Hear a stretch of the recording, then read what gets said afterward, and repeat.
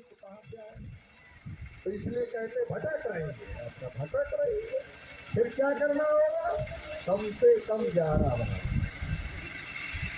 फिर और मजबूत है 21 ब्राह्मण, और मजबूत है तो 51 ब्राह्मण, और मजबूत है तो 101 ब्राह्मण, और मजबूत है तो 501 ब्राह्मण खिलाए। इतना बहुत हो जाता है क्योंकि इतने इलाके में मिलते ही नहीं रुकने। अब हमारे चौधरी साहब पगलाए घूम रहे, पैसे की दिक्कत नहीं है। अब पंडित कहाँ से लेके आए? अब इलाके में उतने पंडित है ही नहीं है, तो घूम रहे हैं पगलाए कि कहाँ से लेकर आए। फिर गए पुरोहित के पास, बोले मेहनत किया तो 100 तक का जुगाड़ हुआ है, आगे का नहीं हो पा रहा है। तो पुरोहित जी कहते हैं अच्छा जजमान चिंता मत करो, दक्षिणा की व्यवस्था रखो, किराया भाड़ा की व्यवस्था कर लेना, हम बुलवा लेंगे। तो वो पूरी मेहनत से बुलवा लेते हैं, तब वो 2-4 कम पड़ जाते हैं। तो कहते 2-4 की पकड़िए रख दो, ऐसे खाना पड़ेगा, चलो मान लो कि खा लिया। तो मतलब बेवकूफ बनाने कोई लिमिट है नहीं, इतना ज्यादा अनलिमिटेड। और फिर जब तक क्रियाक्रम न हो जाए तब तक हसुआ खुरपा खुरपी रख के मरवारी सोना। क्यों सोना है? नहीं सोओगे तो रात में पिताजी की आत्मा आ जाएगी और बताई दबा देगी। अरे भाई हमें तो अभी तक यही नहीं समझ में आया कि जो पिताजी खुद अच्छा नहीं खाए हमको अच्छा खिलाए, खुद अच्छे कपड़े नहीं पहने हमको अच्छे कपड़े पहने, खुद बहुत कष्ट उठाए, कंबल लिखकर बड़े आदमी हो जाए, अच्छे आदमी हो जाए, मरने के बाद वो पिताजी हमारा गला दबाए। इतना सरकारी चीज है सब बेच दे, जितना सरकारी डिपार्टमेंट है सब ठेके पर दे देता है, तो झंझट ही खत्म हो जाएगी। न रहेगी सरकारी नौकरी, न कोई मांगेगा आरक्षण, झंझट खत्म, न रहेगा बस, न बजेगी बस। तो पूरा मामला ही अभी रफा दफा हो गया। अभी पहले सबसे ज्यादा नौकरी रेलवे देता था, टेलीफोन देता था, जिस गांव से एक आदमी जाता था आसपास के 10 आदमी को ले जाकर लगा देता था। अब तो पटरियां और बढ़ गई, रेलगाड़ी और बढ़ गई, तो नौकरी बढ़नी चाहिए थी, घट गई, कहाँ गायब हो गई? प्राइवेट में चली गई। और कहाँ गायब हो गई? गायब नहीं हुई है, प्राइवेट में चली गई है। तो ये सारा खेला हो गया है मगर पता नहीं चल रहा, क्योंकि टीवी अखबार ये खबर नहीं चलाएगी, नहीं दिखाएगी। और हमारे आदमी को हिंदू मुसलमान यादव नान यादव चमार नान चमार ये तमाम मुद्दे पर हमारा वोट बटोरा जाएगा और हमारे लोगों को मूर्ख बना करके रखा जाएगा। ये काम देश में चल। अब आप कोई मूर्ख से मूर्ख आदमी ढूंढ लो और उसके हाथ में कुल्हाड़ी दे दो और उसको कहो कि अपने पैर पर मारो, मारे कहेगा ठीक है आप हमको मूर्ख समझते हो तो हम भी मान लेते हैं हम मूर्ख, लेकिन इतना मूर्ख नहीं है कि अपने हाथ से अपना पैर काट लेंगे, इतना भी मूर्ख नहीं है। सवाल ये है कि जब एक मूर्ख से मूर्ख आदमी अपने हाथ से अपना पैर नहीं काट सकता, अपने पैर पर कुल्हाड़ी नहीं चला सकता, मोदी जी खुद को ओबीसी कहते हैं, तो ओबीसी के पैर पर कुल्हाड़ी क्यों चला रहे? मूर्ख आदमी भी नहीं चला सकता। मोदी जी मूर्ख तो है नहीं, आप मूर्ख कह भी नहीं सकते, देश के प्रधानमंत्री को आप मूर्ख कह सकते हैं, सवाल है। तो मोदी जी मूर्ख नहीं, लेकिन कुल्हाड़ी चल रही है ओबीसी के साथ। फिर कुल्हाड़ी कौन चला? मोदी जी नहीं चला रहे हैं, वो तो कुल्हाड़ी में लकड़ी के बेट की तरीके से काम कर रहे हैं। चलाने वाले आरएसएस में 3.5% के लोग बैठे हैं, वो कुल्हाड़ी चला। उन्होंने मोदी जी को कहा काम काज भर को आप सरकार चलाओ, बाकी हम आपका बोझ हल्का कर दे, हम सरकार देख लेंगे, आप चिंता मत करो। आपका भाषण बहुत अच्छा, लोग बहुत तारीफ करते, अपने लोग भी बहुत तारीफ करते, पटेल जी कुछ भी हो, मोदी जी का भाषण बहुत अच्छा, बोलते बहुत अच्छा। तो हमने कहा तुम्हारे बारे में कुछ बोलते? हाँ नहीं, अपने बारे में कुछ तो नहीं बोलते हैं, लेकिन बोलते बहुत अच्छा। तो हमने कहा हमारे लोगों को धुन पर नाचने की आदत है, गाने से कोई मतलब नहीं है, गाना कोई भी चले, धुन अच्छी होनी चाहिए तो नाचते रहे। भाषण बहुत अच्छा है, नाचते रहो। तो आरएसएस वाले भी जानते हैं मोदी का भाषण से लोग प्रभावित हो जाए। कहा आप भाषण करोगे तो हमारी सरकार बनेगी, भाषण नहीं करोगे सरकार नहीं बनेगी, इसलिए आप 12 महीने भाषण मोड पर ही रहो। चुनाव रहता ही है कहीं ना कहीं किसी राज्य में, भाषण करो। मान लो चुनाव से थोड़ा फुर्सत मिल जाए, जैसे अभी कर्नाटक आए तो मूड फ्रेश करने के लिए चले गए विदेश में।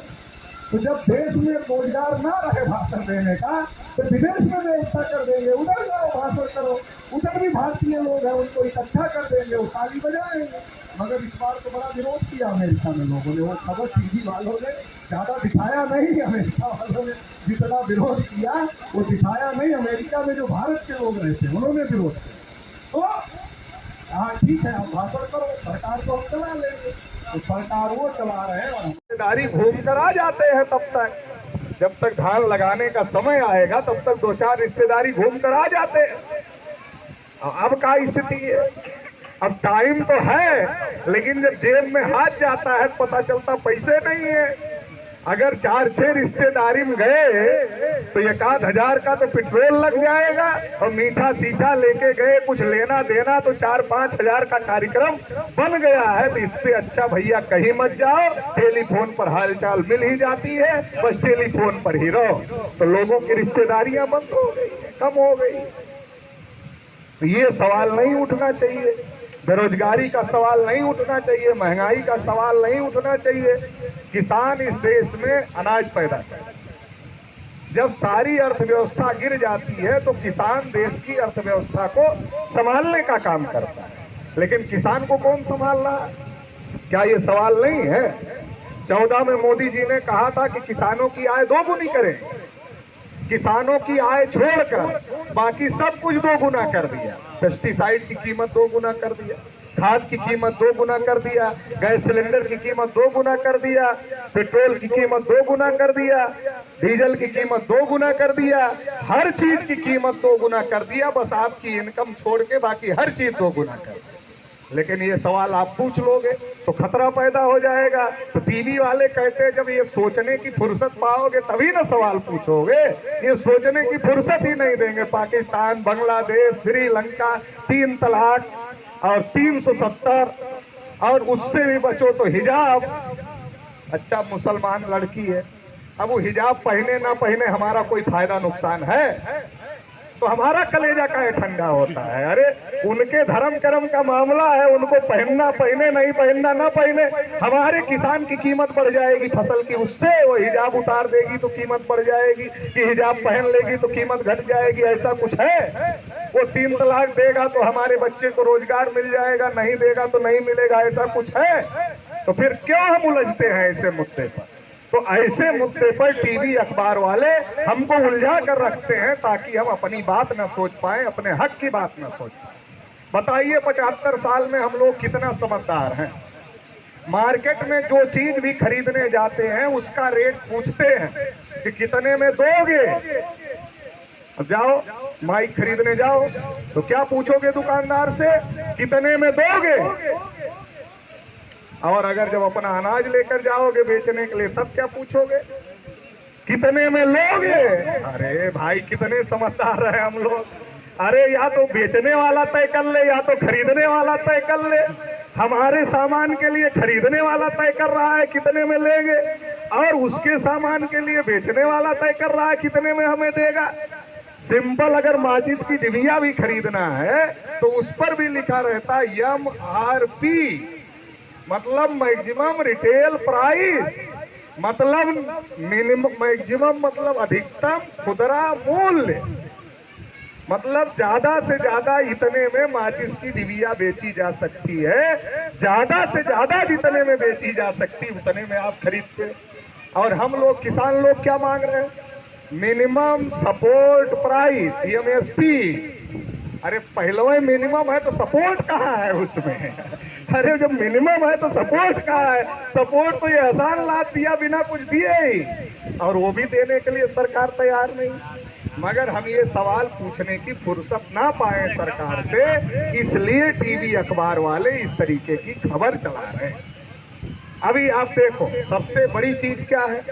डॉक्टर बाबा साहब अम्बेडकर ने कहा शिक्षा वो शेरनी का दूध है जो पिएगा वो गुर्राएगा। अच्छा, जो पिया है गुर्रा नहीं रहा है। अखिलेश यादव पढ़ लिए, मुलायम सिंह यादव पढ़ लिए, लालू यादव पढ़ लिए, नीतीश कुमार पढ़ लिए, मायावती पढ़ ली, तो गुर्राया नहीं संसद में जाकर? तो जो पढ़ लिया वो गुर्रा नहीं रहा है, या जो आज अधिकारी है, कर्मचारी है, गुर्रा नहीं रहा है। तो कहा शिक्षा वो शेरनी का दूध है, जो पिएगा वो गुर्राएगा। तो अब क्या हो गया? जब हम लोग प्राइमरी में पढ़ते थे तब कैसी पढ़ाई थी और अब कैसी पढ़ाई है, ये अंतर क्यों आ गया? तब तो प्राइमरी में टाट पट्टी भी नहीं होती थी, हम लोग घर से बोरिया लेके जाते थे, बैठते थे, बिल्डिंग नहीं होती थी, पेड़ के नीचे क्लास चलता था। अब क्या है? अब क्यों नहीं पढ़ाई है? अब पढ़ाई इसलिए नहीं है कि अब उसमें गरीब का बच्चा पढ़ता है, जो थोड़ा भी ठीक ठाक हो गया उसका बच्चा उसमें नहीं पढ़ता है, इसलिए अब उसमें पढ़ाई नहीं है। लेकिन ये सवाल कौन पूछे? 3-4 प्रकार के स्कूल हैं। एक स्कूल है खिचड़ी खिलाने वाला स्कूल, हमने उसका नाम ही रख दिया खिचड़ी खिलाने, क्योंकि उसमें खिचड़ी खिलाने के अलावा कुछ होता नहीं, तो इसलिए नाम रख दिया खिचड़ी खिलाने वाला स्कूल। एक स्कूल है खिचड़ी खिलाने वाला, क्लास 5, मास्टर के 2। अच्छा, एक मास्टर को 5 आंख हो जाएगा, 4 हाथ हो जाएगा, 4 पैर हो जाएगा? अरे क्लास 5 मास्टर 2 5 क्लास कैसे पढ़ाए? और उसमें भी एक मास्टर के ऊपर इतना सरकारी काम है कि वो कागजे लेके घूमता रहता है दिन भर, वो पढ़ा नहीं सकता है, वो कागज लेके घूमता रहता है। तो पढ़ाने वाला हो गया ये। अब एक हो गया तो पढ़ाएगा कि दोब कर रखेगा? दोब कर रखना जानते हैं? बचपन में जब भैंस खोली जाती थी तो कहते थे भैया यही दोब के रखना, बाहर मत जाने देना। तो वैसे मास्टर जो है वो जानवर की तरीके से बच्चों को दोब कर रख रहा है, पढ़ा नहीं सकता है, क्योंकि एक मास्टर को 2 ही हाथ है, 2 ही पैर है, 2 ही आंख है, एक ही दिमाग है। वो 1 क्लास एक बार में पढ़ा सकता है, 5 क्लास एक बार में नहीं पढ़ा सकता है, इसलिए वो दोब के रख सकता है, पढ़ा नहीं सकता। इसलिए कक्षा 8 बच्चा पास हो जाता है, उसको कहो कि अपना नाम लिख, अपने माँ का नाम लिख, अपने बाप का नाम लिख, अपने दादी का नाम लिख, अपने बाबा का नाम लिख, 5 नाम सही सही लिखवा लो, 60% फेल हो। गारंटी से बोल रहा हूँ 60% तो लिख नहीं पाए। आप बताओ क्या किया जा रहा है? आपकी जड़ों में गर्म पानी डाल। कितने प्रकार के, एक तो खिचड़ी खिलाने वाला स्कूल है। अब लड़ाई किसकी लगा दी गई? हमारी और मास्टर की। अभी गांव में जाओ समझाओ तो क्या कहेंगे? कहेंगे मास्टर वे कुछ पढ़ाई ना कर। कहेंगे मास्टर इतना वेतन लेता है कुछ पढ़ाता ही नहीं है। अरे तो मास्टर मशीन हो जाएगा कि एक जगह से बटन दबेगी हर क्लास में दिखेगा? अकेले है ना, तो क्या करेगा? और उसके बाद उसको बिल्डिंग बनाने की ट्रेनिंग नहीं है, बिल्डिंग बनाना है। और जब बिल्डिंग बनवाया तो उसकी जांच भी आएगी, जांच भी करवाना है, ऑडिट भी आएगी, ऑडिट भी करवाना है। खिचड़ी बनाने की ट्रेनिंग नहीं, मगर उसको हेड बावर्ची बना दिया। हेड बावर्ची समझते हैं? जैसे शादी विवाह में कैटर्स बुक किया जाता तो उसमें एक हेड होता है। हेड वाला कुछ करता नहीं है, कुर्सी पर बैठकर केवल डायरेक्शन देता है। लेकिन खाना आपका खराब हो जाए तो शिकायत किसको करोगे? हेड वाले को। इसे प्राइमरी में अगर खिचड़ी खराब हो जाए कार्रवाई किस पर होगी? मास्टर साहब के। तो टेंशन नहीं है। ABS से आते हैं कोनो लड़का से नहीं पूछते क्या पढ़ रहे हो, डायरेक्ट किचने में घुसते हैं। खिचड़ी में पानी ज्यादा डाल दिया मास्टर तो डांट मास्टर पढ़ने वाली। तो ये वाला है। अब मास्टर क्या करेगा इसमें? और दिनों रात ऑनलाइन ट्रेनिंग चलवा रहे हैं। जो बचा खचा मूड है वो भी खराब हो जाए। मोबाइल मास्टर की, काम सरकारी। ट्रेनिंग मास्टर को बिल्डिंग बनाने की नहीं लेकिन बनाना है। ट्रेनिंग मास्टर को खाना बनाने की नहीं लेकिन खिलाना है। अब इसके ऊपर का जो काम आ जाए, मतगणना का, जनगणना का, जानवर गणना का और जो गणना का, वो तो ऊपर का है। इतना तो परमानेंट काम बता रहे हैं। और उसके बाद भाजपा वालों की रैली लग गई तो उसमें भी ड्यूटी लग जाती है। लगी थी अभी, योगी जी जगह जगह गए थे तो मुझे मास्टरों ने, हमने कहा अरे चलो, तो कहा कैसे चले? हमने कहा क्या हुआ? कहा योगी जी आ रहे हैं। तो हमने कहा आपका क्या लेना देना? कहा ड्यूटी लगी है। तो भाजपा के नेताओं को भीड़ बढ़ाने में भी ड्यूटी लग रही है। तो आप बताओ क्या पढ़ाई हो? और पढ़ाई नहीं होगी तो किसके बच्चे जा रहे हैं? कैठू नेता के, कैठू अधिकारी के, कैठू बड़े आदमी के बच्चे जा रहे हैं प्राइमरी में, गिनती तो कर लो थोड़ी। बैकवर्ड शेड्यूल कास्ट के ही बच्चे तो जा रहे हैं प्राइमरी स्कूल में, तो किसकी जड़ों में गर्म पानी डाला जा रहा है? तो एक वो खिचड़ी खिलाने वाला स्कूल है, फिर दूसरा छोटा मोटा नर्सरी स्कूल है जो बेचारे बड़ी मेहनत से चला रहे हैं, चलाने की स्थिति नहीं है, लेकिन समझिए उनका बहुत बड़ा योगदान है समाज के लिए, जो बहुत संघर्ष करके छोटा मोटा नर्सरी स्कूल चला रहे हैं। और सलूट तो उनको करना चाहिए जो उसमें पढ़ाते हैं, कोई सैलरी बेचारों को नहीं है, फिर भी कितना मेहनत से पढ़ाते हैं। तो कुछ ठीक उस स्कूल में है। फिर उसके बाद जिले में टॉप क्लास के एक दो स्कूल होते हैं जिसका बड़ा नाम होता है, जिसकी बस वस चलती है पूरे जिले में, तो बस का भी पैसा और फीस भी महंगी, तो सबकी हिम्मत नहीं है उसमें भेजने की। तो वो तीसरा स्कूल है। और चौथा स्कूल लखनऊ में है, जिसमें जाने के बाद पूछा जाता है किसको? बच्चे को नहीं, बाप को, क्या करते हो? किसान हो? नहीं, तुम्हारा एडमिशन नहीं, लेवल मैच नहीं करेगा। यहाँ अधिकारी नेता के बच्चे पढ़ते हैं, तुम्हारा लेवल मैच नहीं करेगा, तुम्हारे बच्चे का एडमिशन नहीं ले सकते। तो ऐसे स्कूल लखनऊ दिल्ली में है। तो कम से कम 4 प्रकार के स्कूल हो गए। अब ये जो 4 प्रकार के स्कूल हो गए, मान लो कल सबको आईएएस बनाना है, अपने बच्चे को डीएम बनाना है, अब सबने परीक्षा में बिठा दिया, तो पर्चा बनाने वाला क्या ये सोचेगा कि नहीं ये खिचड़ी खाने वाले स्कूल से आया, इसको थोड़ा सरल सवाल पूछा जाए भाई, ये छोटे मोटे नर्सरी स्कूल से आया, इसको थोड़ा और कठिन पूछ लिया जाए, और ये जिले के टॉप क्लास वाले स्कूल से, इसलिए थोड़ा इसका और कठिन पूछ लिया जाए, और ये दिल्ली पब्लिक स्कूल जैसे बड़े स्कूल से आया है, इसे ज्यादा कठिन पूछ लिया जाए। क्या ऐसा पर्चा आएगा? अरे पर्चा तो एक ही आएगा, सवाल तो एक ही आएगा, तो आपको तो पहले ही पीछे ढकेल दिया गया, तो कहां से आगे चले जाओगे? और फिर कहेंगे आरक्षण लेते हैं, योग्यता नहीं है, आरक्षण लेने लायक नहीं रहने दे रहे हैं, इस स्थिति में पहुंचा दे रहे हैं। अरे जब नाम नहीं लिख पाएगा तो कौन आरक्षण ले ले? तो ये सवाल है, मगर ये सवाल